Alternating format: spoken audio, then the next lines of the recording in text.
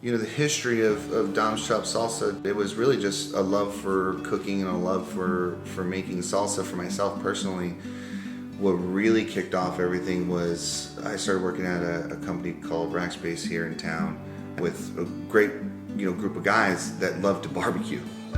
So like all of us would talk about barbecue, and then it was like, why don't we do some nights where we cook during the day, whether it's smoking a brisket or cooking some ribs or whatever, and we'll bring in and we'll have like potlucks at night.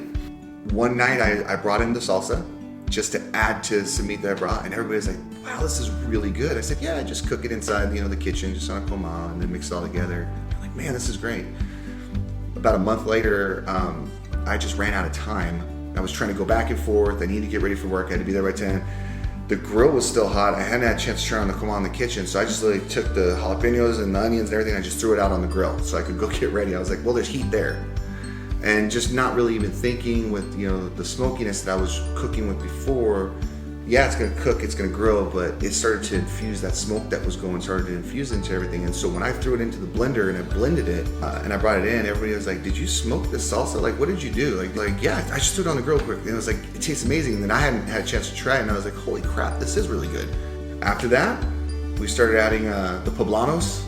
That was the key ingredient to changing everything. Was if you're gonna grill and you're gonna make your salsa that way, there's nothing that tastes better than a roasted poblano. You put that out there, you let the smoke get into it, it infuses, that right there put it over the edge for people at work. It became like a once a week to a, hey man, when are you gonna bring this in? And then it went to, hey, we have an event.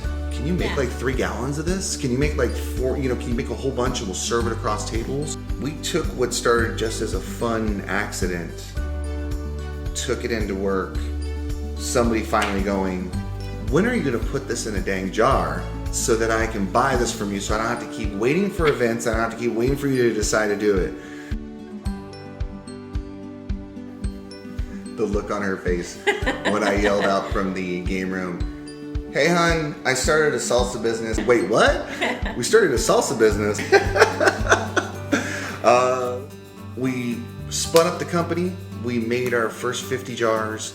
We brought them into work. They disappeared within like less than an hour off my desk after putting it out. I got the feedback. Everybody loved it. Next thing you know, we're making 600 jars every 6 weeks on a pre-order system and an Excel spreadsheet tracking, and we had a wait list. So the next big milestone from just starting the company and making the jars was deciding whether or not to actually move forward in creating a true salsa company. Learning how to manufacture and how co-packing works, and more importantly, how do we keep grilled in our jar when nobody out there does that?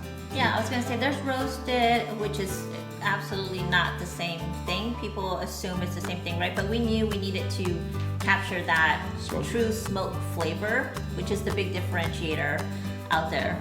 Yeah, so we sat down with a buddy. This is where we had a good friend enter kind of into the business to help us out. His name is Ernest. The one thing he wanted to help me out with was like, I love your salsa and you need to keep the grilling, so what do you need to do? And I said, I think I need to invent a grill that doesn't exist. He goes, I have a degree in industrial 3D design and animation. Let's take a look at some stuff. Let's see if we can render this thing and make it. So I gave him the joke is I gave him a 3rd grade design of what I think the grill should look like, and he turned around and gave me an industry grade rendering of what it could look like.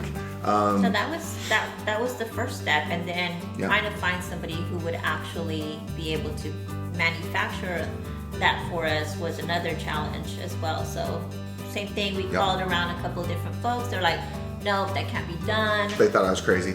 Again, we kept a lot of our friends and family in the loop as to what we were trying to accomplish, and they said, okay, you're looking for some funding, why don't you start a campaign? And they have, they were insistent, like, you guys have to go after this. We will help you, we will fund you. So the Indiegogo was massive for us. It allowed friends and family from Rackspace to abroad to kick in money, and we raised quite a bit. We raised 1/3 of the grill cost. We were able to invest 1/3 of the grill cost ourselves, and a local investor and part of the Rackspace family, Graham Weston, helped out and invested 1/3 of the last third of the grill cost. So our biggest turning point came when one of our last jars made it to the head writer of the Express News for food and entertainment. And she says, well, if you're going to go after it, I would love to write a piece on you. I'd love to follow you through your venture of tech people to starting a food company. She's like, I think it's an amazing story. I would love to do that. We had only sold to our fellow coworkers up until that point. Right. Now Express News is going to drop an article and everybody's going to see it. Where do they go to get it? There's no storefront. There's no nothing. Right. So article drops in the morning. 5 o'clock that day, we get a call from Mark, who's the head buyer of condiments over at HEB, and I didn't think it was real. It was like, really? Like, this is, I was very surprised, but he told me, he goes, I read your article, and this is amazing. I've never seen anybody look at making salsa in this way. I want to see you guys. You guys need to come down.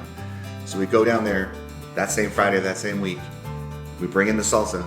We spread it all out to him and his associates there. Tasting it. It, the natural smoky flavor, everything, the difference. And he goes, I've tried thousands of sauces. Like, they get dropped off all the time, and I've never had something so unique and so good. And it's like you reinvented a way to make salsa. And we did. I mean, we had to go invent our own grill in order to do that. We are absolutely a family-run business.